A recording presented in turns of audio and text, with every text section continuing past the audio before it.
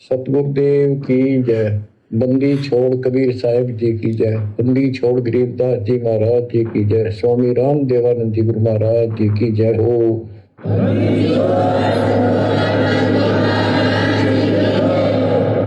देखो, गुरुदेव भगवान ने सारे जयकारे लगाए। बंदी छोड़ कबीर साहिब की जय, बंदी छोड़ गरीबदास जी महाराज जी की जय, स्वामी राम देवानंद जी महाराज की जय। फिर गुरुदेव भगवान चुप हो गए। आगे का जो जयकारा है वो भगत भाई बहन लगा रहे हैं और क्या कह रहे हैं? बंदी छोड़ सतगुरु रामपाल जी भगवान की जय। यानी भाई और बहनों, इस कलयुग की बिचली पीढ़ी में जो कि मोक्ष का प्राइम टाइम है, गुरुदेव ने हमें तत्व ज्ञान दे दिया है।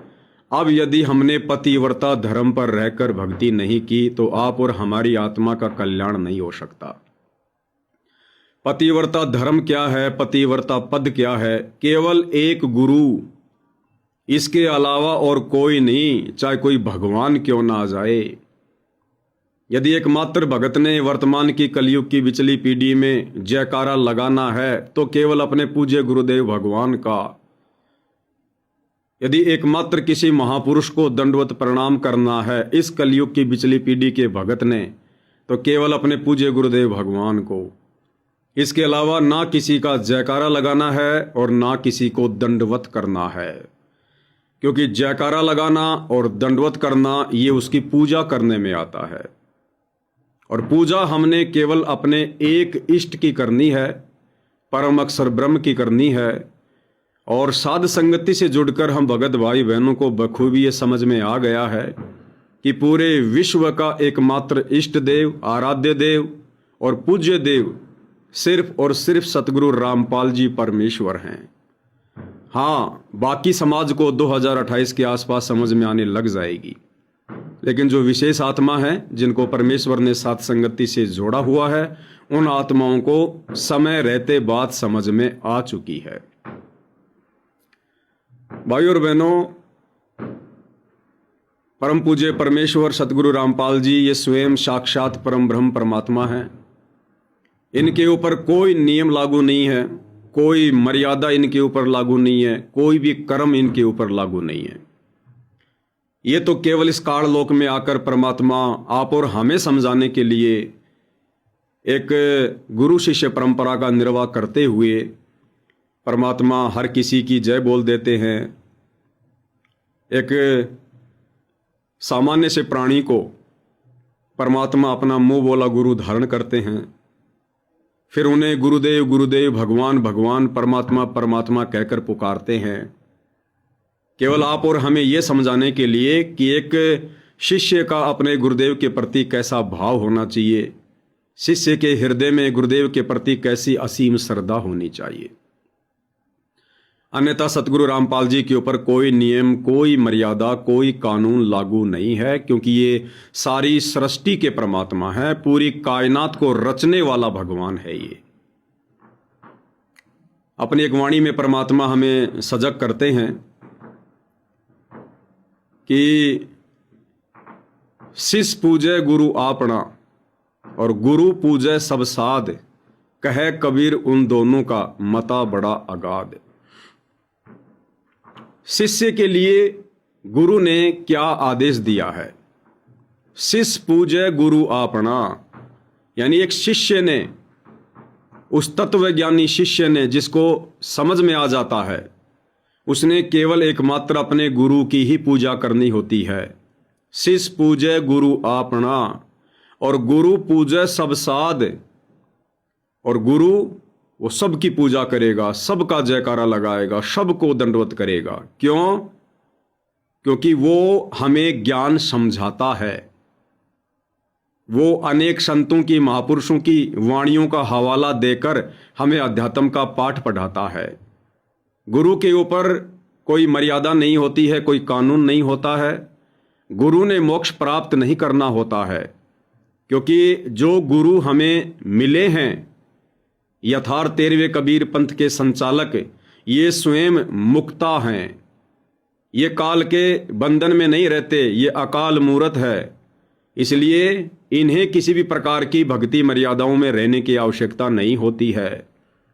ये केवल आप और हमें भक्ति का पाठ पढ़ाने के लिए भक्ति मर्यादाओं में रहने की, मुंह बोला गुरु बनाने की केवल भूमिका करते हैं। तो शिष्य पूजय गुरु आपना, वही शिष्य इस कलयुग की बिचली पीढ़ी में सफल होगा, मोक्ष प्राप्त कर पाएगा, जो केवल अपने गुरु के अलावा किसी और की तरफ पूज्य रूप में, इष्ट रूप में आंख उठाकर भी नहीं देखेगा। और गुरु पूजय सब साध, गुरु हमें भक्ति समझाने के लिए सबकी पूजा करेगा, सबका जयकारा लगाएगा। कहे कबीर इन दोनों का मता बड़ा अगाध। तो ये अगाध मता क्या है, ये आप जी को समझा दिया गया है। इसलिए आप और हमने केवल अपने गुरुदेव भगवान का ही जयकारा लगाना है। हाँ, हम ये कहकर भी जयकारा लगा सकते हैं, बंदी छोड़ कबीर साहिब की जय, क्योंकि बंदी छोड़ कबीर साहिब परम पूज्य सतगुरु रामपाल जी का वैदिक नाम है। चाहे कबीर कहो चाहे सतगुरु रामपाल जी कहो, बात एक ही है। चाहे कबीर साहिब जी की जय कहो चाहे सतगुरु रामपाल जी की जय कहो, बात एक ही है। लेकिन सामने तस्वीर, फोटो प्रत्यक्ष में या सूक्ष्म रूप से केवल सतगुरु रामपाल जी की होनी चाहिए। यदि सामने फोटो गलती से उस दाढ़ी मूंछ वाले नकली कबीर की है, जो हम कबीर मानकर आज से पहले पूज रहे थे, तो फिर हमने बंदी छोड़ कबीर साहिब की जय नहीं बोलनी, क्योंकि उस समय हमारा भाव फिर उस फोटो की तरफ चला जाएगा। तो हमने केवल कबीर साहिब का जयकारा लगाना है, क्योंकि कबीर साहिब हमारे गुरुदेव हैं। लेकिन उस दाढ़ी मूंछ वाली कबीर की नकली फोटो को हमने रखना नहीं है, ना घर में, ना घट में, ना लॉकेट में, ना घर की दीवारों पर। केवल एकमात्र छवि, तस्वीर पूज्य गुरुदेव भगवान की। इसके अलावा हमने ना ही तो आदरणीय गरीबदास जी का जयकारा लगाना है, ना हमने दादा गुरु जी का जयकारा लगाना है, ना हमने पंडित चिदानंद जी का जयकारा लगाना है, ना अन्य किसी महापुरुष का जयकारा लगाना है। देखो भाइयों और बहनों, जब तक हम सतगुरु रामपाल जी परमेश्वर जी के यथार्थ 13वें कबीर पंथ साध संगति से नहीं जुड़े थे, या जब तक गुरुदेव भगवान ने अपने नए पंथ साध संगति की शुरुआत नहीं की थी, आप विशेष संदेशों को ध्यान से सुनना भाइयों और बहनों, आगे नंबर आएगा उस टॉपिक का। पूज्य गुरुदेव भगवान ने इसार जेल से विशेष संदेश में साफ साफ कहा है कि आगे चलकर हम एक नया पंथ चलाएंगे। भाई, पंथ तो सन 1994 से चल चुका है। अरे गुरुदेव ने 1994 से दीक्षा देना प्रारंभ कर दिया था, शिष्य बनाना प्रारंभ कर दिया था। तो यथार्थ पंथ तो 1994 से चल चुका है। फिर अब सन 2014 के बाद, इसार जेल जाने के बाद सतगुरु रामपाल जी और किस नए पंथ को चलाने की बात कर रहे हैं? तो वो नया पंथ गुप्त रूप से चल रहा है, उसका नाम है साध संगति। ये है सतगुरु रामपाल जी का यथार्थ 13वां कबीर पंथ। तो जब तक हम साध संगति से नहीं जुड़े थे, तब तक भाई और बहनों हम चाहे जिसके जयकारे लगा रहे थे, हम सभी को दंडवत कर रहे थे। लेकिन अब गुरुदेव ने हमें पतिव्रता पद की भक्ति से जोड़ दिया है। अब हम अव्यभिचारिणी भक्ति ही करेंगे, हम व्यभिचारिणी यानी वैश्या भक्ति नहीं करेंगे। तभी आप और हमारा उद्धार होगा, हमारा मोक्ष होगा। सर्व संतों की जय, सर्व भक्तों की जय, धर्मी पुरुषों की जय, श्री काशी धाम की जय, श्री सुडानी धाम की जय, श्री करोथा धाम की जय, श्री बरवाड़ा धाम की जय। अब गुरुदेव भगवान यहाँ पर बहुत सारे आश्रमों की जय जयकार कर रहे हैं। श्री बरवाड़ा धाम की जय, श्री करोथा धाम की जय, श्री काशी धाम की जय। अब भाई और बहनों, आप और हमने तो काशी धाम देखा भी नहीं है, ना सतगुरु रामपाल जी का बनारस के काशी में कोई धाम है। तो हमने केवल उसी धाम की जय बोलनी है जिस धाम में हमारे गुरुदेव भगवान प्रत्यक्ष में विराजमान होंगे, विद्यमान होंगे। आज हमारे गुरुदेव बरवाड़ा में विराजमान नहीं है, हमने बरवाड़ा धाम की जय नहीं बोलनी। जिस धाम में, जिस आश्रम में हमारे गुरुदेव भगवान के चरण कमल नहीं है, वो हमारे लिए धाम नहीं है, वो केवल पत्थर कंकड़ मिट्टी से बना एक स्ट्रक्चर है।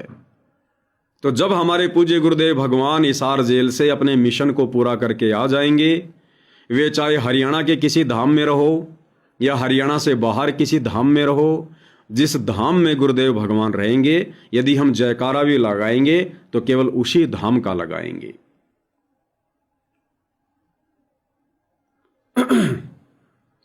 सत साहिब। लास्ट में गुरुदेव भगवान क्या कह रहे हैं? सत साहेब।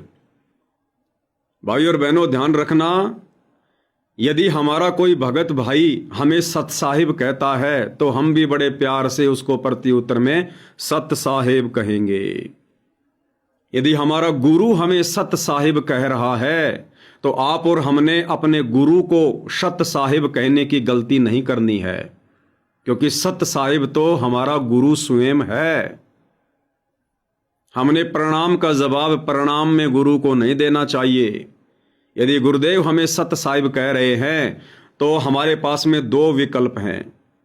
या तो हम उनके नाम का जयकारा लगाएं कि बंदी छोड़ सतगुरु रामपाल जी भगवान की जय, या फिर गुरुदेव भगवान प्रत्यक्ष में हैं तो हम उनको दंडवत प्रणाम करें। सत साहिब कहकर हमने प्रत्युत्तर में जवाब नहीं देना है, ध्यान रखना। गरीब नमो नमो सत पुरुष को नमस्कार गुरु के नहीं, सुर नर मुनिजन साधुआ संतों सर्वसदी नहीं। क्या कह रहे हैं गुरुदेव भगवान? गरीब नमो नमो सत पुरुष को नमस्कार गुरु की नहीं, सुर नर मुनिजन साधुआ संतों सर्वसदी नहीं। वाणी पे ध्यान देना। गरीब नमो नमो सत्य पुरुष को, जबकि गुरुदेव भगवान हमें क्या पढ़ाते हैं? गुरु बड़े हैं गोविंद से। गोविंद यानी भगवान। गुरु को भगवान से बड़ा बताया है। गुरु बड़े हैं गोविंद से, मन में देख विचार, हरि सुमरे सोवार हैं, गुरु सुमरे हो पार। फिर एक वाणी में परमात्मा कहते हैं, सात दीप नौ खंड में गुरु से बड़ा ना कोई, करता करे ना कर सके, सतगुरु करे सो होय। और वाणी क्या कह रही है? गरीब नमो नमो सतपुरुष को, यानी सबसे पहले नमस्कार किसको करना है? सत्य पुरुष को। सत्य पुरुष कौन? कबीर साहिब, परमात्मा। तो भाई और बहनों, हमने समझना है, परमात्मा अपनी एक वाणी में तो कहते हैं कि गुरु बड़े हैं गोविंद से, और एक वाणी में कह रहे हैं गरीब नमो नमो सतपुरुष को। और फिर भी हम भाई बहन रोजाना गरीब नमो नमो सतपुरुष को कर रहे हैं। तो हमारा ध्यान जिस समय वो सत्य पुरुष शब्द आता है कि गरीब नमो नमो सतपुरुष को, उस समय हमारा ध्यान हमारे गुरुदेव के चरणों में होना चाहिए। दाढ़ी मूंछ वाले नकली कबीर की तस्वीर में नहीं होना चाहिए, क्योंकि वो दाढ़ी मूंछ वाली फोटो सत्य पुरुष नहीं है। स्वयं सत्य पुरुष कबीर साहिब ही धरती पर प्रकट होकर संत की भूमिका करते हैं, गुरु की भूमिका करते हैं। इसलिए हमने ज्ञान को आधार बनाकर जब हम ये वाणी बोलें गरीब नमो नमो सत्य पुरुष को, तो उस समय हमारे पूज्य गुरुदेव भगवान की सलोनी सूरत, उनका चेहरा, उनकी छवि, उनके चरण कमल हमारी आंखों के सामने आने चाहिए, क्योंकि सत्य पुरुष और गुरु दोनों एक ही होते हैं। इस कबीर परमेश्वर की सत भक्ति में सतगुरु साहिब एक है, दूजा ब्रह्म विरोध, बिन सतगुरु सूझे नहीं, चाहे पढ़ो 18 बोध। गुरु और परमात्मा दोनों एक ही होते हैं। इसलिए परमात्मा ने अपनी वाणी में कहा है, गरीब नमो नमो सतपुरुष को नमस्कार गुरु की नहीं, सुर नर मुनि जन साधुआ संतों सर्वश दी नहीं। गरीब नमो नमो सतपुरुष को नमस्कार गुरु के नहीं, सुर नर मुनि जन साधुआ संतों सर्वश दी नहीं। सुर नर मुनि जन साधुआ संतों सर्वश दी नहीं। इसके बाद गुरुदेव ने हमें आदेशित किया है कि हमने सभी मानव शरीरधारी आत्माओं का, चाहे स्त्री हो चाहे पुरुष हो, हमने उनका सम्मान करना है, आदर करना है, सत्कार करना है। अब मानव शरीरधारी आत्मा में तो कोई शराबी भी है, नशेड़ी भी है, कोई डकैत भी है, कोई चोर भी है। फिर गुरुदेव भगवान सभी का आदर करने के लिए क्यों कह रहे हैं? क्योंकि भाई और बहनों, वे मानव शरीरधारी आत्माएं, चाहे स्त्री हैं या पुरुष हैं, जिनका जन्म कबीर परमेश्वर जी के समकालीन समय में होता है, वे विशेष आत्मा होती हैं, विशेष भक्ति धन से युक्त होती हैं। वे आत्माएं चाहें तो गुरु की पहचान करके शास्त्र अनुकूल शत भक्ति मार्ग से जुड़कर अपनी आत्मा का कल्याण करवा सकती हैं। सतगुरु कबीर साहिब जब गुरु रूप में धरती पर प्रकट होते हैं, जैसे वर्तमान में 8 सितंबर 1951 से सतगुरु रामपाल नाम से प्रकट हैं, और इस समय पूरे विश्व में जितने भी मनुष्य शरीरधारी प्राणी हैं, स्त्री या पुरुष, उनका सौभाग्य, उनका लक ब्रह्मा विष्णु महेश और 33 करोड़ देवी देवताओं से भी कहीं अधिक है।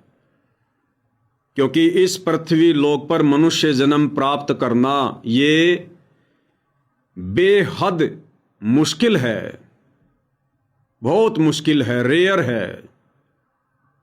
क्योंकि पृथ्वी लोक को मुक्ति खेत कहा जाता है, यानी मोक्ष यदि हम 21 ब्रह्मांड में कहीं प्राप्त कर सकते हैं तो केवल इस पृथ्वी पर, और पृथ्वी पर 184 योनियां हैं, उनमें से यदि हमें मनुष्य जन्म प्राप्त है तो हम मोक्ष प्राप्त कर सकते हैं। तो जिन आत्माओं को वर्तमान में सतगुरु रामपाल जी परमेश्वर जी के रहते सहते उनके समकालीन इस पृथ्वी पर मनुष्य जन्म प्राप्त है, उन आत्माओं के लिए सुअवसर है कि वो आत्माएं थोड़ा सा बुद्धि विवेक का इस्तेमाल करके गुरुदेव के प्रवचन घर बैठे बैठे सुनकर, इस ज्ञान को समझकर, उनसे उपदेश लेकर अपनी आत्मा का कल्याण करवा सकती हैं।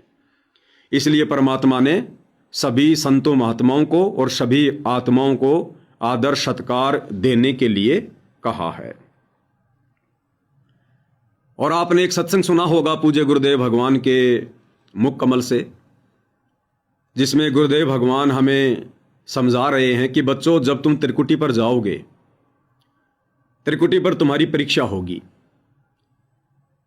परीक्षा क्यों होगी? क्योंकि वर्तमान में धरती पर हमारी रिहर्सल हो रही है, हमें अभ्यास करवाया जा रहा है ताकि हम फाइनल परीक्षा में त्रिकुटी पर असफल ना हो जाए। और हमारी सबसे बड़ी जो परीक्षा है भाई और बहनों, वो क्या होगी? हमारी सबसे बड़ी परीक्षा ये होगी कि हमने इस पृथ्वी लोक पर भक्ति करते करते गुरु को परमात्मा के रूप में जाना या नहीं जाना, गुरु को ही अपना इष्ट देव, अपना आराध्य देव, अपना पूज्य गुरुदेव माना या नहीं माना, यही हमारी सबसे बड़ी परीक्षा होगी। क्योंकि गुरुदेव भगवान कहते हैं कि बच्चों, असंख्यों युगों से तुम इस कबीर परमेश्वर जी की शरण में रहकर भक्ति करते आ रहे हो। ना जाने तुमने ऐसे ऐसे कितने कलयुग निकाल दिए, कलयुग की बिचली पीढ़ियां निकाल दी, लेकिन तुम मोक्ष प्राप्त नहीं कर पाए। क्यों? क्योंकि एक गलती तुम लोगों ने हमेशा की, और वो गलती थी गुरु को परमात्मा ना मानने की। तुमने हमेशा गुरु को अपने जैसा एक मनुष्य माना, मां के गर्भ से जन्म लेकर आया हुआ एक जीव माना। तुमने कभी भी उनको परमात्मा के रूप में हृदय से स्वीकार नहीं किया। और जब हम त्रिकुटी पर जाएंगे तो यही कबीर परमात्मा, कौन? सतगुरु रामपाल जी। क्योंकि भाई और बहनों, जो मूर्त, जो सूरत हम वर्तमान में पूज्य गुरुदेव भगवान की देख रहे हैं, ये इनका वास्तविक चेहरा है, ये इनकी वास्तविक वो सूरत है, वो मूर्त है। जिस मूर्त को लेकर, जिस सूरत को लेकर, जिस रूप में शतलोक में असंख्य ब्रह्मांडों के सिंहासन पर यह परमात्मा विराजमान है। इसीलिए तो परमात्मा जी अपनी वाणी में कहते हैं कि कबीरा दर्शन साधु का और मुख पे बसे सुहाग। भाई, दर्शन उन्हीं को होते हैं जिनके पूर्ण भाग। कबीरा दर्शन साधु का परमात्मा आवे याद। क्यों? क्योंकि वर्तमान में जो सूरत हम देख रहे हैं, ये कबीर जी की वास्तविक सूरत है, वो दाढ़ी मूछ वाली सूरत कबीर जी की ओरिजिनल सूरत नहीं है। सतगुरु रामपाल जी परमेश्वर जी की छवि में उनके दर्शन करने मात्र से आप और हमारे पाप कर्म नष्ट होते हैं।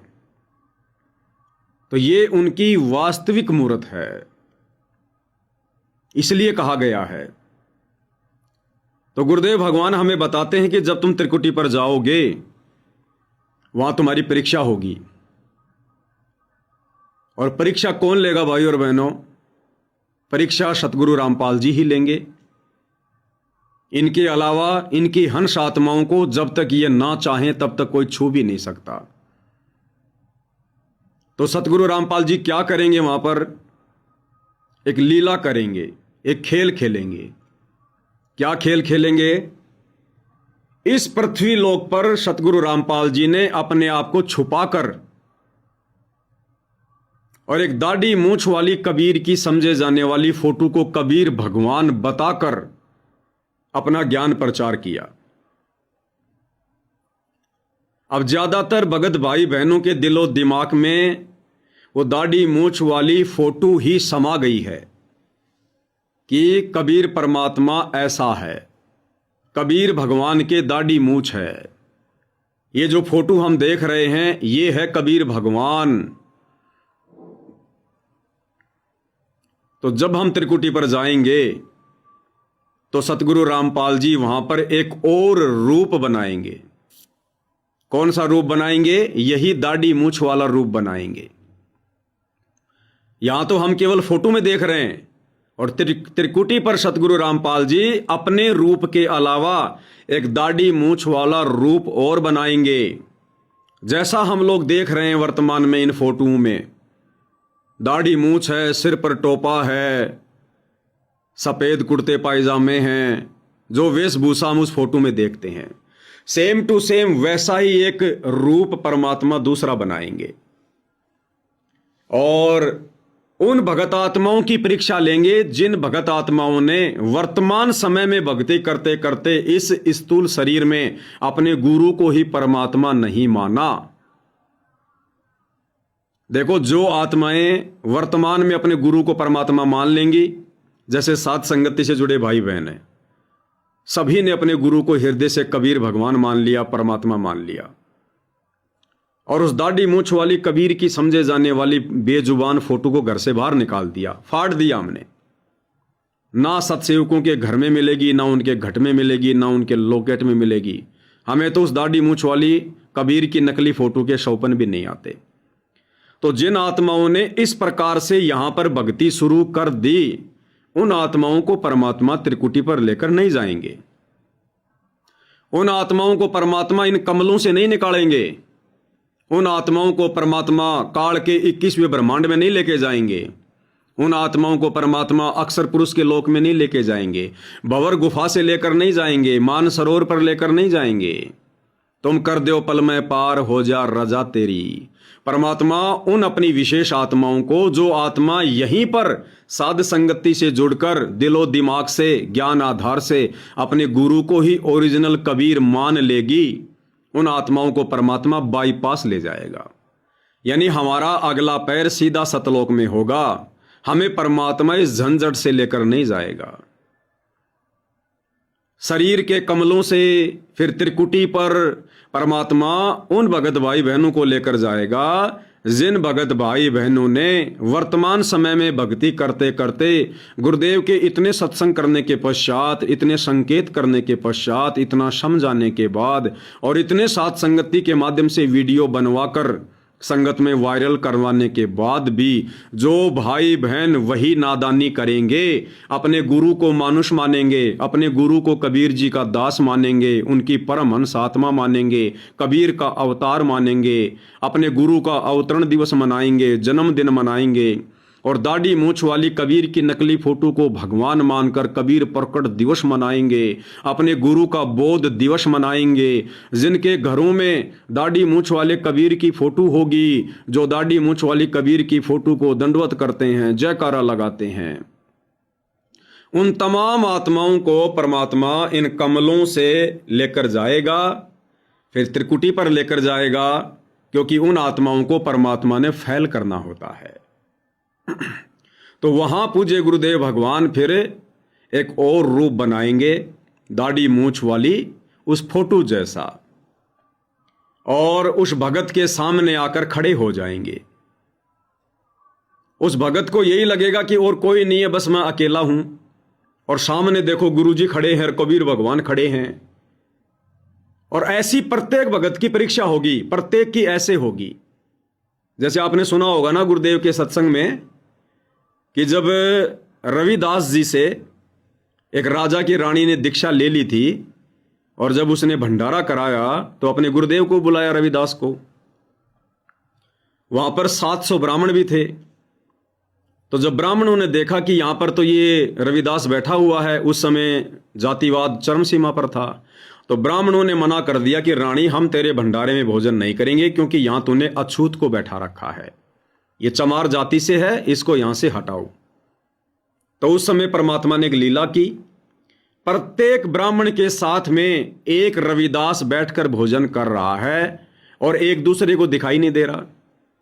जैसे मेरे साथ रविदास जी बैठ के भोजन कर रहे हैं, तो मेरे बराबर वाले को दिखाई नहीं दे रहा, बराबर वाले को यह लग रहा है कि मेरे साथ नहीं खा रहे, दूसरे के साथ खा रहे हैं, दूसरे को ऐसा लग रहा है कि दूसरे के साथ खा रहे हैं, जबकि 700 के 700 ब्राह्मणों के साथ में रविदास जी बैठकर भंडारा कर रहे थे।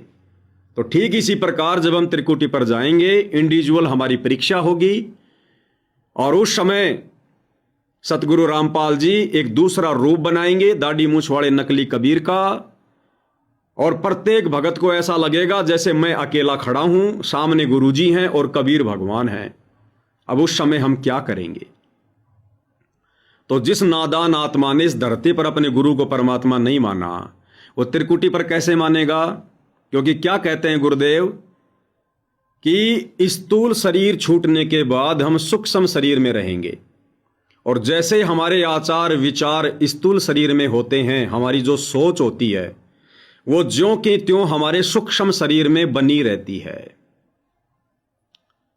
तो जो भाई यहीं पर अपने गुरु को जीव मान रहे हैं, मानुष मान रहे हैं, उनका बोध दिवस मना रहे हैं, उस दाढ़ी मूछ वाली नकली कबीर की फोटो को भगवान भगवान कहकर जयकारे लगा रहे हैं, उसका कबीर प्रकट दिवस मना रहे हैं, तो त्रिकुटी पर वो भगत क्या करेगा? वो संत रामपाल जी को बाद में, और पहले उस दाढ़ी मूछ वाले को भगवान मानकर उसको दंडवत करेगा। ऑटोमेटिक होगा, संत रामपाल जी की तरफ उन भगतों का ध्यान भी नहीं जाएगा। सबसे पहले दाढ़ी मूछ वाले को दंडवत करेंगे, और उसी समय फिर परमात्मा अपना विधान बता देगा, उस आत्मा को परमात्मा फैल कर देगा कि रे नालायक, तेरे को सत्संगों में क्या समझाया था, तेरे को दिन रात सत्संग कर करके क्या बताया था, क्या समझाया था, तूने सत्संग क्यों नहीं सुने, हल्के में क्यों लिया तूने?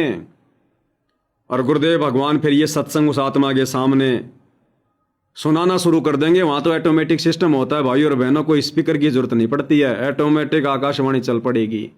उस भगत की जो सूक्ष्म शरीर में होगा, उसकी आंखों के सामने प्रोजेक्टर चल पड़ेगा। और कौन सा सत्संग? ये वाला सत्संग। गुरु और गोविंद दोनों खड़े, वहां मान लीजिए परमात्मा दोनों रूप बना के खड़ा हो जा, एक दास का रूप और दूसरा अपना ओरिजिनल रूप। तो कहते हैं वहां भी परीक्षा होगी, किसके लागू पाए। सबसे पहले कहते बलिहारी गुरु अपना, जिन गोविंद दियो मिलाए। अपने गुरु जी के ही चरणों में गिरना, वहां पर परमात्मा की तरफ अगर झांक भी लिया उधर साथ होगी तो वो रिजेक्ट करेंगे आपको। यहां भी ऐसा ही होगा। तो वहां गुरु जी के ही चरणों में समर्पित होना है, तो भगवान प्रसन्न। तो क्लियर कर दिया गुरुदेव ने कि गुरु गोविंद दोनों खड़े, काके लागू पाए, बलिहारी गुरु आपना, जिन गोविंद दियो मिलाए। कि वहां परमात्मा अपने दो रूप बना के खड़ा होगा, एक इस दास का, यानी गुरुदेव अपने लिए कह रहे हैं, और एक अपना ओरिजिनल रूप कबीर वाला, दाढ़ी मूछ वाला। फिर कहते हैं तुम्हारी परीक्षा होगी वहां पर, किसके लागू पाए। फिर गुरुदेव कह रहे हैं यदि तुमने अपने गुरु के अलावा उस दाढ़ी मूछ वाले कबीर भगवान की तरफ उसको दंडवत करना तो दूर, उसके पैरों में पड़ना तो दूर, अगर तुमने उसकी तरफ झांक भी लिया, झांकना का मतलब होता देखना, अंतरात्मा से, हृदय से। आंखें तो जा सकती है, कोई बड़ी बात नहीं है। अंतरात्मा से, हृदय से यदि तुमने उसकी तरफ झांक भी लिया, झांकने का मतलब कि ये कबीर भगवान, अरे कबीर भगवान आ गए, अरे हमने तो इनको केवल फोटो में देखा था, तो साक्षात दर्शन हो गए, मैं तो धन्य हो गया। इस प्रकार से यदि तेरे मन में भाव आ गए, और यदि तूने अपने गुरु के अलावा भूल कर भी उस दाढ़ी मूंछ वाले रूप को दंडोत प्रणाम कर दिया, कहते हैं उसी समय तू फेल हो जाएगा। फिर क्या करें गुरुदेव? यहां भी ऐसा ही है। यहां मतलब वर्तमान समय में, यानी वर्तमान में भी हमने उस दाढ़ी मूंछ वाले कबीर की तरफ झांकना नहीं है, उसको परमात्मा के रूप में नहीं देखना, उसको दंडोत प्रणाम नहीं करना, उसको भोग नहीं लगाना, उसके नाम के जय जयकारे नहीं लगाने। तो ये परीक्षा होगी वहां पर। लेकिन भाइयों और बहनों, जो यहां नहीं सुधरेंगे वहां भी वो नहीं समझ पाएंगे, वहां केवल उनको फेल करने के लिए परमात्मा ऐसी लीला करेंगे। तो देखो कितना बड़ा सौभाग्य आप और हम सत्सेवक भाई बहनों का। और ऐसे आपको यकीन होना चाहिए कि साध संगति सतगुरु रामपाल जी का 13वां यथार्थ कबीर पंथ है, सत सुकृत पंथ है, जिस पंथ से जोड़कर पूज्य गुरुदेव भगवान हमें सतलोक के लिए तैयार करवा रहे हैं, ये संदेशे दिलवा रहे हैं। अन्यथा आप और हम भी यही गलती करते जो गलती आज इन सतलोक आश्रमों में जाकर लाखों की संख्या में हमारे भगत भाई कर रहे हैं। आगे क्या कह रहे हैं परमात्मा?